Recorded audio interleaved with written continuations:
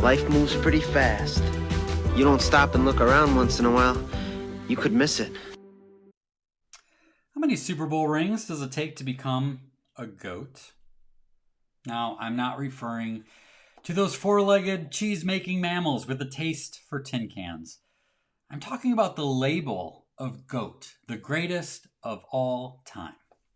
Tom Brady recently retired after 22 seasons in the NFL.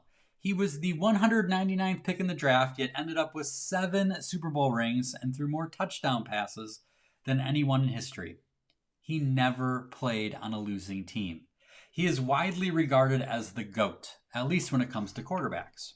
Frankly, I'm still kind of getting used to being labeled a GOAT as being a good thing. In 1986, Bill Buckner was called a GOAT for letting an easy ground ball roll past him in a World Series game, and it definitely wasn't meant as a compliment. The ever-present thin line between hero and villain. Debating the greatest of all time is a juicy topic for sports talk radio, but what makes a discussion so compelling?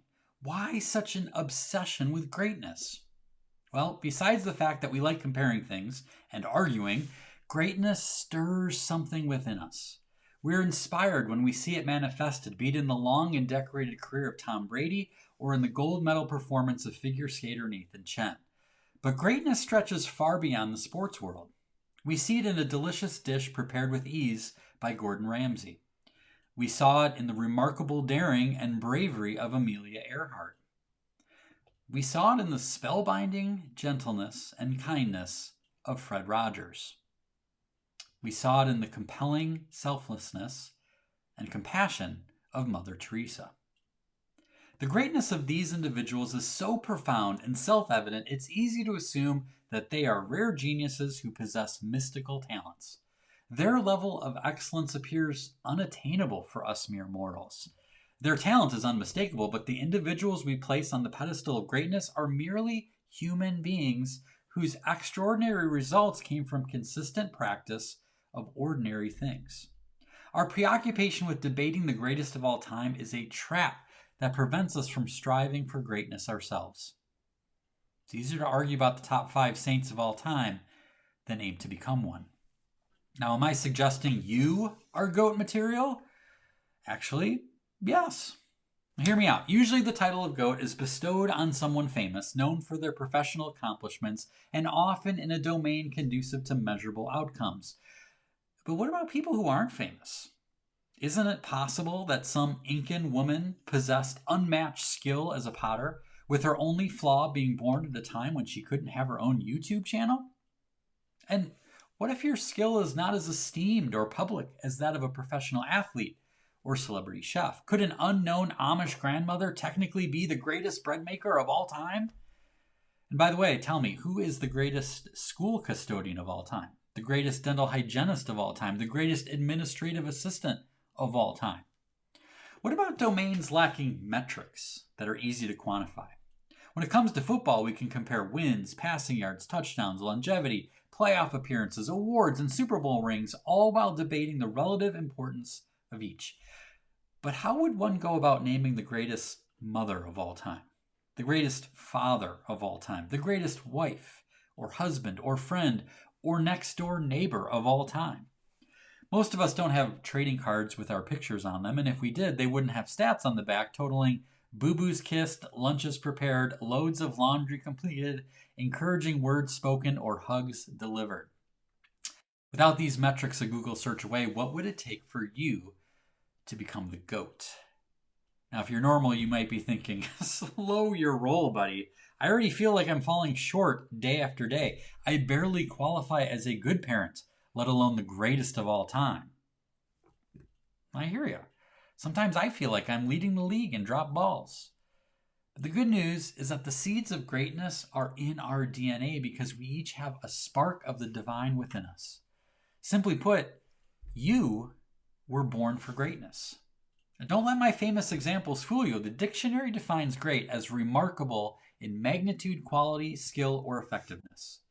The steps to achieve greatness are accessible to anyone, including me and you. The steps are simple but not easy. First, identify your gifts.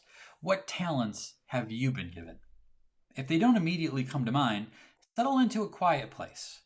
Take stock of the things you do well. Where do you shine? What comes easily to you? What do you love doing? What do people compliment you for?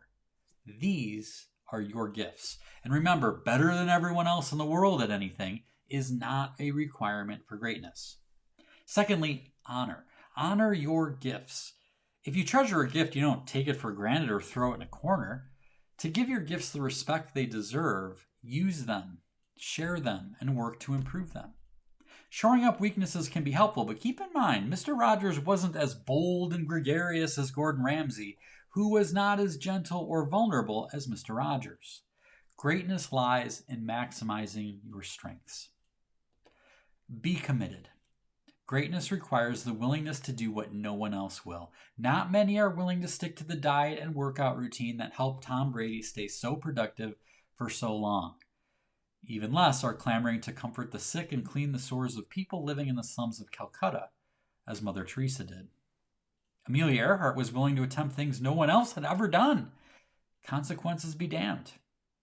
Greatness requires immense courage and bravery. You have to be willing to challenge conventional wisdom, buck the status quo, and take a stand without any guarantee that anyone will follow you. Keep going. Nathan Chen's debut Olympic performance was a disaster, riddled with falls. Gordon Ramsay did not make a perfect omelet on his first try. Tom Brady didn't win every playoff game he was in. The great ones aren't people who never get knocked down. They're the ones who keep getting up when they do. Anybody can have a good day, a good week, or even a good year. The greats show up year after year. They're persistent, consistent, and stand the test of time. And finally, empower others. Through his example alone, Fred Rogers inspired millions of people, most who never met him, to treat others with more respect and kindness than they might have otherwise. Tom Brady's drive, high standards, and work ethic empowered his teammates to be better. And Mother Teresa built a community of sisters who followed her lead and carried on her work after she was gone. Your own humble journey toward greatness may be your most enduring legacy.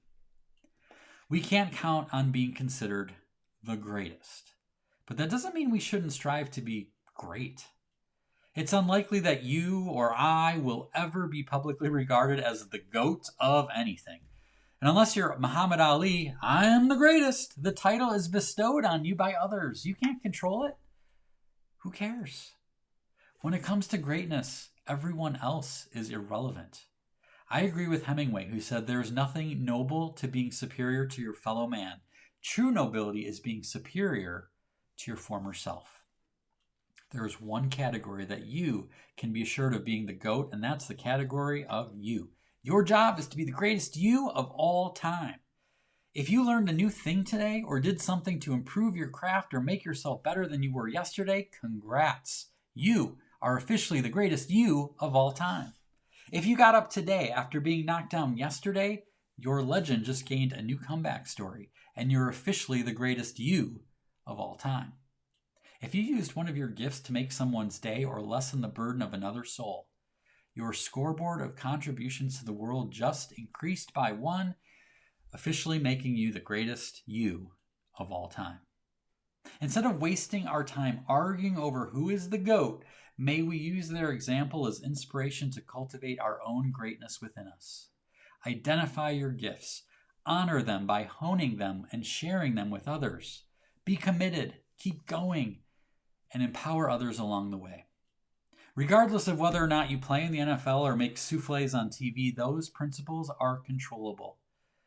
If you practice them, I can't guarantee you'll ever be deemed the GOAT by pundits, historians, or late-night callers on talk radio. But I will guarantee that people will be inspired by the greatness they see within you. No Super Bowl rings required.